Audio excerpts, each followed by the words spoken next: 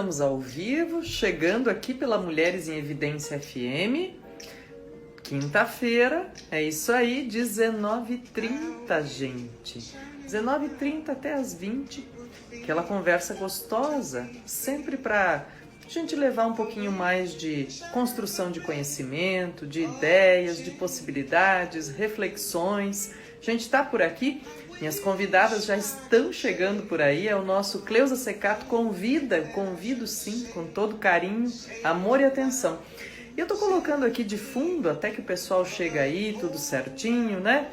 Tô colocando uma Nina Simone, que eu coloquei já num vídeo anterior, dizendo, olha, é mês de outubro, é mês de usar rosa, de ouvir mulheres, de fazer com que as mulheres tenham voz, e de fazer com que todas as mulheres se cuidem e aprendam a se cuidar, né, gente? Olha só, já vou chamar aqui a primeira.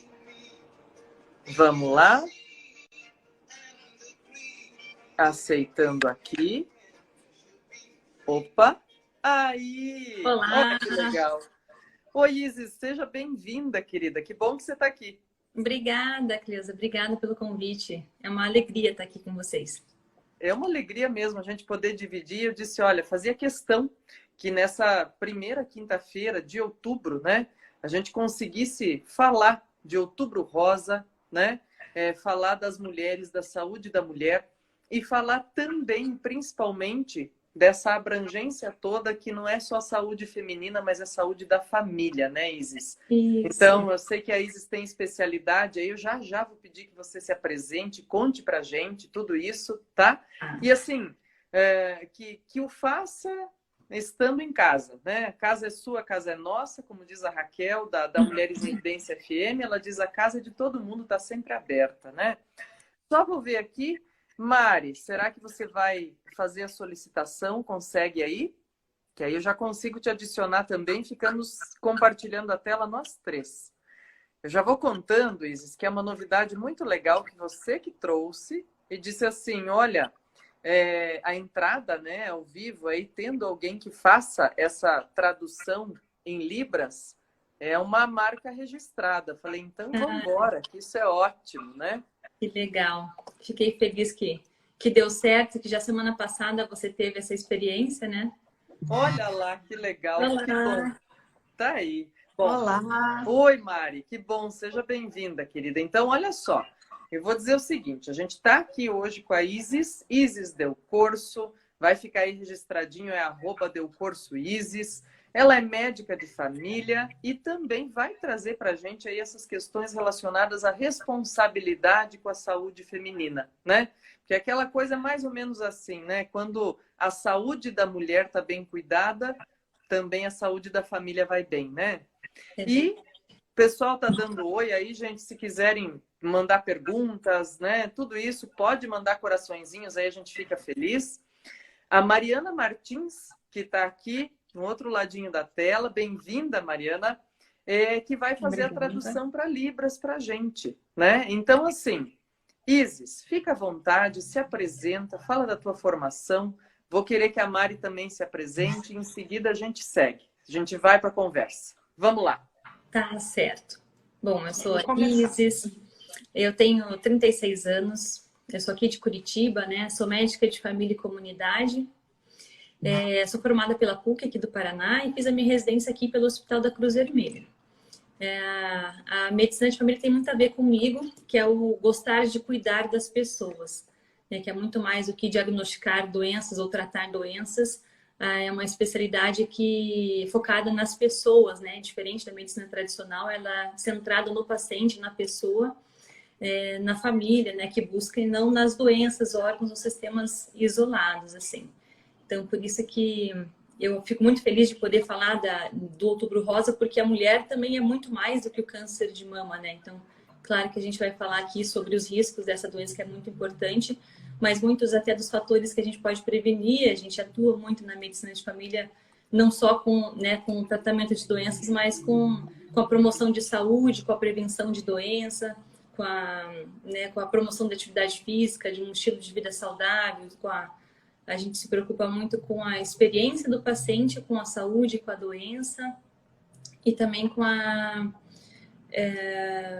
com o impacto que a doença tem, né? Que os acontecimentos da vida podem ter na vida da pessoa. Então, é uma especialidade que tem no Brasil, apesar de muitas pessoas não conhecerem ainda, né? Ela está no Brasil desde 1970, mas ainda somos poucos especialistas, né? Muito menos do que precisaria para abranger toda a população aí. E até 2002 ela era chamada como medicina geral comunitária, então tinha outro nome.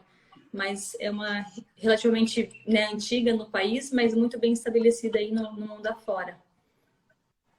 Nossa, que legal. Já me deu vários ganchos e aspectos que eu quero pedir para você aprofundar já, Isis. Obrigada. Mari, por gentileza, se apresenta para nós, fala um pouquinho da tua formação. Então, o meu nome é Mariana, meu sinal Mariana, sinal porque esse é o meu nome em Libras, tá? Então, é assim que eu sou conhecida. Eu sou filha de um casal de surdos, então eu já nasci em famílias de surdos, tenho a comunicação desde bebê, de criança, atuo com a comunidade surda na igreja e também em outras, né, situações a qual eu sou chamada. A minha formação é administração de empresas, né? Gosto muito dessa área com os surdos no empreendedorismo, empresa. E agora estou iniciando essa parceria junto com a doutora Isis. Que legal, que bonito e que gostoso ter vocês aqui hoje, né? Olha, tem pessoal mandando aí coraçõezinhos, tem pessoal mandando contato carinhoso aqui. Opa, eu acho que deu problema na internet da Isis, já vamos de novo. Opa. É que eu acho que quando estamos em 3, assim, às vezes tem isso. Olha lá, pronto, voltou. Desculpa. Que bom. Não tem problema, né? Olha lá, o pessoal mandando comentário, dizia aqui, Isis, comentário carinhoso, tudo isso, né? Bem legal mesmo. E assim, eu fico muito contente de a gente poder fazer essa conversa, porque a conversa que a gente teve na semana passada sobre tradução de Libras, né? É uma questão também de inclusão. E me parece assim que quanto mais a gente fala de inclusão, cidadania, essas questões relacionadas à medicina de família, medicina preventiva, que não é o cuidado da doença, mas o cuidado da pessoa, como bem frisou a Isis, gente, é coisa mais linda a gente poder levar isso, né? De um jeito gostoso, leve e eu diria até comemorativo, para lembrar dessa cor simbólica, né? Do rosa no outubro, enfim, e para lembrar que cuidar da saúde é o ano inteiro, né, Isis? Isso. Eu queria aproveitar então e te pedir, claro, você já falou um pouquinho da tua experiência, da tua formação, já trouxe para nós aí essa ideia importantíssima sobre o cuidado da pessoa, sobre a medicina voltada para a pessoa, né, e não para a doença em geral. E também o que me chamou a atenção é que, assim, se é desde os anos 70 que a gente tem essa especialidade, o que acontece que a gente tem, me parece, assim, um déficit grande ainda em médicos que procuram essa especialidade, Isis? Puxa, que pergunta bacana, Cleusa. Assim, tem crescido nos últimos 2, 3 anos muita procura, né, dos médicos que são formados nessa área de medicina de família. Mas acontece que a nossa, majoritariamente, ainda tanto as questões de políticas públicas de saúde são voltadas para os hospitais, então são hospitalocêntricas, quanto a maior parte da formação médica é dentro dos hospitais ainda. Então, muitos médicos desconhecem essa especialidade, né? E acaba que, de certa forma, ela é pouco promovida também, porque há muita confusão. Por exemplo, muitos concursos públicos de estratégia de saúde da família, por exemplo, aqui em Curitiba, eles não exigem que o médico seja formado em medicina de família. Então, há muita confusão na população de o que é efetivamente um médico de família ou não, porque pode ser, né, dentro de algumas situações, um médico recém-formado, ou um médico clínico geral, um médico com outra formação que está ali.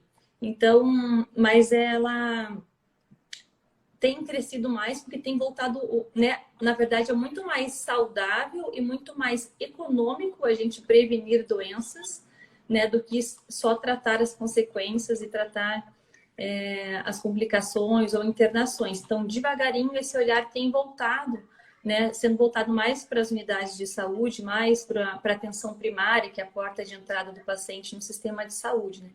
Países de primeiro mundo, como Canadá, Inglaterra, Alemanha, Austrália, Nova Zelândia, eles têm como modelo de saúde deles o médico de família. Então lá todo mundo tem um médico de família para chamar de seu. E aqui o ideal é assim que fosse a cada 2 a 3 mil pessoas, depende das condições de, né, tivessem um médico de referência, que é a capacidade do médico, da sua equipe de cuidar bem dessas pessoas e de conhecer efetivamente, fazer um acompanhamento integral e ter disponibilidade e acesso de agenda, né? Então, nos últimos, eu venho percebendo isso, eu sou formada já há 9 anos, né? Mais de 9 anos, e há 6 anos que eu estou na medicina de família. Eu mesmo, na minha formação na faculdade, eu formei pela PUC do Paraná, que é muito forte a medicina de família lá, mas eu fui entender que era uma especialidade médica, que tinha uma residência médica de 2 anos, uma prova para entrar no meu último período, assim, nos últimos dias de residência, de graduação, porque eu achava que era um jeito de ser médico e não que era uma especialidade, sabe? Então, um médico gostava de atender todo mundo, mas eu não sabia, até não entendia que tem ferramentas específicas, tem um estudo específico, formação específica de comunicação, de metodologias de abordagem de família, de prevenção, de busca, mas tem crescido devagarinho. Que coisa boa, Isis. E olha, queria aproveitar para te perguntar assim, então, isso que você já começou a relatar aí, o que te levou, né, entre tantas especialidades e principalmente, eu vou tocar num ponto nevrálgico agora que eu considero, né? Você sendo formada assim, né, numa universidade de capital, então a gente está num grande centro urbano. O que te levou para essa especialidade que geralmente, pelo menos no senso comum, a gente imagina que seja muito mais requisitada em áreas, em regiões do interior do país, né? Ou que se tenha maior necessidade nesses lugares. E até essa confusão que você mostrou aí, que às vezes as pessoas fazem entre o que é um médico da família e o que é um clínico geral, né? São coisas diferentes. Queria saber um pouquinho, o que te levou a escolher essa especialidade? E também, assim, que você contasse um pouquinho para nós que ferramentas são essas, também esses mecanismos de abordagem, porque a gente sabe que, em geral, falar de prevenção na saúde ainda é um discurso que precisa ser muito feito, né? E quais são as tuas estratégias, por exemplo, para falar com as pessoas mais sobre a saúde do que sobre a doença? Tá, Então, eu sempre gostei muito de muitas áreas da medicina, então não tinha só uma única área que me atraía, né? E eu sempre gostei da continuidade do cuidado, então sempre tinha, né, a preocupação de como que o paciente vai ficar depois que sair dessa internação, como que esse paciente vai ficar depois que ele for para casa, que apoio que esse paciente, porque a saúde e a doença, né, o processo saúde e doença vai muito além do consultório, muito pelo contrário, ele acontece muito mais fora dele do que dentro, né? Então, de certa forma, limitar o recurso que a gente tem para cuidar só dentro do consultório. Então, isso eu gostava muito, de estar junto com as pessoas e de poder continuar esse cuidado. Na medicina de família, a gente se especializa no que é normal, então, para a gente saber identificar se aquilo que a pessoa busca, às vezes, né, tem dúvida, se aquilo faz parte do processo normal da vida, se faz parte do sentir uma tristeza por um luto, por exemplo, ou sentir né, que tipo de dor é aquela, se é patológica ou se é por algumas problemas de saúde mental, por alguma ansiedade, alguma angústia, e nas doenças mais comuns. Então, os especialistas focais, que a gente chama, se especializam em órgãos, né? O que é muito importante, é muito necessário, que quando alguém que não controle a sua pressão arterial, por exemplo, com os protocolos tradicionais, que tenha alguém que seja especialista nessa área, mas é uma doença, por exemplo, da pressão alta, ou câncer de mama, ou a puericultura, né? O cuidado das crianças, isso acomete todo mundo, isso é muito comum. Então, eu me sentiria, por exemplo, uma médica, eu me sinto, assim, triste quando tem algo que o paciente precisa e que eu não consigo resolver e que eu preciso encaminhar. Então, o gostar de estudar sempre, né? Que você tem que estar sempre atualizado, assim, sempre com o conhecimento do médico de família é moldado pela comunidade que atende, sabe? Então, por exemplo, tinha épocas que eu Assim que eu me formei, eu trabalhava numa unidade de saúde aqui em Curitiba, que tinha maior número de população, maior número de pessoas com tuberculose na cidade. Então, lá, assim, um infectologista, por exemplo, não seria capaz de resolver, porque a quantidade era muito de pessoas, né? Então, estar próximo da pessoa que adoece, poder rastrear a família, cuidar da família, do sofrimento da família, além da doença, né? Então, naquele momento, eu era especialista em tuberculose, né? Hoje, a minha realidade já é diferente. Então, já são dores crônicas, né? A população... Então, isso você tem que se manter atualizado, de gostar de estudar e gostar de aprender coisas novas e habilidades novas, assim, isso acho que é bem importante para todo mundo, mas o médico de família, se não tiver isso, fica mais difícil, assim, né, também. Eu fiz um estágio na Amazônia, na faculdade ainda, então lá você tem que saber doenças endêmicas da Amazônia, né, leishmaniose e tuberculose também. Então, essa amplitude de conhecimento, eu aprendi essa palavra nova esses tempos com o Leandro Carnal, essa learnability, né, essa habilidade de ser aprendendo. É algo que me atrai, que eu gosto, assim. Eu acho que por isso que também me atraiu essa área, sabe? E olha, é muito legal, Isis, porque assim, a gente está no mês, né, de outubro, que tem essa simbologia dos cuidados com a saúde da mulher. É o mês que tem o Dia das Crianças, né? E é o mês que começou com o 1º de outubro, que é o Dia do Idoso, né? Sim. Então, puxa vida, a gente está, na verdade, em todas as faixas etárias, né? É verdade. Então, e nesse ponto, dizer, ó, tá em todas as faixas etárias, então é esse cuidado que você está relatando aí, de dizer, olha, como que a gente chega, como que cuida, que tipo de entendimento tem que ter. Eu estava te ouvindo aqui pensando que é uma baita porta aí de medicina antropológica, né? Sim. E assim, pensando agora que você falava nessa questão das dores crônicas, por exemplo, com o envelhecimento da população, a gente passa a ter ou a precisar ter maiores cuidados com essa faixa etária também, né? Com certeza. Então, assim, eu imagino que esse cuidado contínuo com a saúde da família como um todo, também, assim, quando a gente fala nessas questões de envelhecimento, tem muita gente que pensa bem isso, né? A coisa do, tem que procurar o geriatra só quando está com dor, né? E diz assim, não, existe um processo também que eu acho que o médico de família pode ajudar a construir aí ao longo, né, do tempo que ele atende uma família. Como é que funciona isso mais ou menos assim, Isis? De a gente ter esse processo, vamos supor assim, até vou pedir para que você fale especificamente pensando assim nos cuidados de uma mulher, né? Dizer assim, uma mulher desde a juventude dizer, bom, a gente tem um mês simbólico, tudo isso, mas dizer que cuidados específicos e que percepção do próprio corpo ela precisa ter. Bacana. Isso, o cuidado da mulher, de todo mundo, mas a mulher, isso já acontece numa gestação, pensando numa criança que vai nascer. Né? Então, a beleza da medicina de família, por exemplo, que eu consigo saber dessa criança, dessa mulher que vai nascer, já se eu faço acompanhamento de pré-natal, um pré-natal de baixo risco da mãe. Então, eu conhecendo já esses fatores de risco, ou essas situações específicas da gestação, questões familiares, eu acompanhando essa infância da criança, não tendo essa quebra de cuidado, por exemplo, quando a menina menstrua e daí já o pediatra não atende, tem que ir para ginecologista, né? Então, perde esse vínculo, esse conhecimento.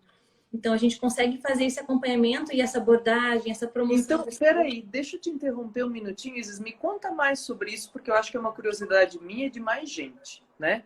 Você, como médica da família, então você pode acompanhar, não existe essa ruptura entre o processo da menina para o pediatra e depois para o ginecologista. Você pode acompanhar essa ascendência cronológica? Sim, essa que é um dos principais papéis do médico de família, é essa longitudinalidade, é o cuidado ao longo do tempo.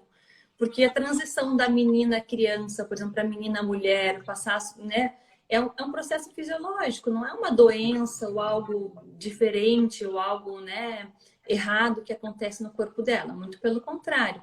Então, pode e deve ser feito acompanhamento sim com o médico de família. Quando há algo estranho, algo diferente ou algo mais raro, então, assim, que foge dos 90% da capacidade de resolução, né, do médico de família, a gente orienta quando tem que acompanhar com um outro especialista focal, mas o paciente continua sendo nosso, continua sendo meu.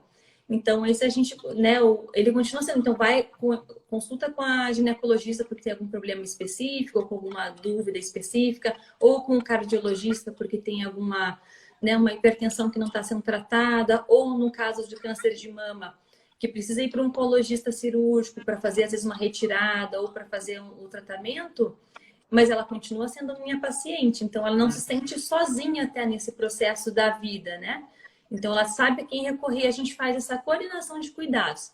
Então, às vezes, tem pacientes que precisam, mulheres que precisam estar com o ginecologista por uma endometriose, por exemplo, ou com um oncologista por um câncer de mama, mas ela continua sendo minha paciente. Então, a gente faz o meio de campo ali, né? Continua seguindo eventuais efeitos colaterais de tratamentos, ou dúvidas que surgem, ou medos, ou às vezes mudança de rota ali, de caminho, a gente tá para assessorar e orientar. Ó, isso é um processo normal, não, isso a gente tem que ver, isso a gente tem que fazer um exame específico. Então, mesmo quando tem que ter esse olhar do especialista focal, o médico de família, que é o especialista de genética, continua nesse cuidado, sabe? Olha que legal. E Isis, é possível hoje ter, por exemplo, você dizia lá no começo, inclusive, dizendo dessa nossa inspiração, vamos dizer assim, em países mais desenvolvidos, que já têm isso há mais tempo, que têm políticas públicas bem desenvolvidas para isso, né? Hoje no Brasil, a gente tem possibilidade de um acompanhamento, ou em alguns lugares já tem esse acompanhamento do médico de família pelo SUS? Tem, pelo SUS, tem em vários lugares. Tem crescido ainda, né? Mas em Curitiba tem a medicina de família bem forte aqui em Curitiba. No Rio de Janeiro tinha uma época que a favela da Rocinha era 100% coberta pela medicina de família, ou seja, as filas das UPAs, né, dos pronto-socorros estavam bem pequenas porque eles tinham acesso aos médicos de referência. Florianópolis tem uma medicina de família muito forte também, em Porto Alegre tem também.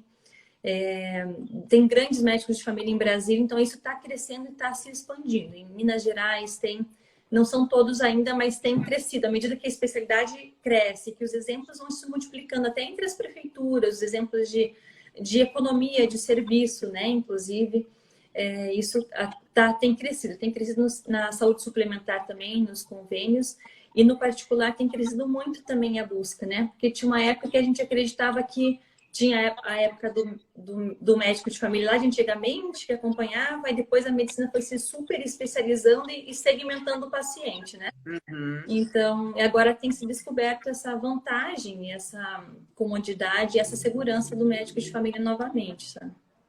E eu fico muito contente, né, de trazer uma especialista como você que diga essas coisas pra gente, porque é bem isso, essa questão de perceber como as especialidades ou como as áreas da ciência também fazem releituras de si mesmas às vezes, né?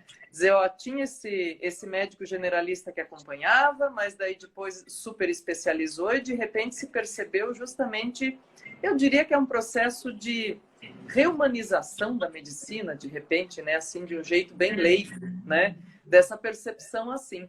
E eu faço essa pergunta, Isis, porque às vezes, né, quando a gente fala nisso, nesse acompanhamento e tudo mais, alguém pode pensar, ou muitos de nós poderíamos pensar, sim, mas está ao alcance de quem, né? E é por isso que eu te pergunto, digo, puxa vida, apesar de a gente precisar ainda de muitas políticas públicas que façam esse jogo de chegada para toda a população, te perguntei por isso, né? Se tem pelo SUS. E que bom, você está dando uma notícia linda para a gente, né? Que bom, né?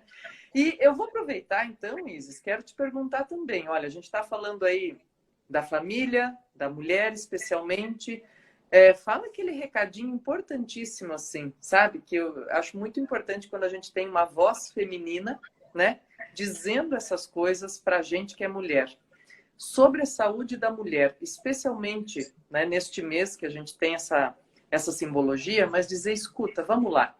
De quanto em quanto tempo tem que fazer exame? Que tipo de exame? Conta pra gente de novo, por favor. Tá. Isso é uma pergunta bem importante mesmo, porque até tenho falado nesses tempos no Instagram também, tem sido perguntado muito, assim. Isso, peraí, deixa eu te interromper rapidinho de novo, Isis. Ó, vai ficar marcado aqui, mas depois, pessoal, aproveitem e sigam. A Isis está cheia de conteúdo bacana lá no Instagram, é @DeuCorsoIsis, eu vou marcar aí, né? É conteúdo bacana voltado para a saúde da família e para a saúde da mulher.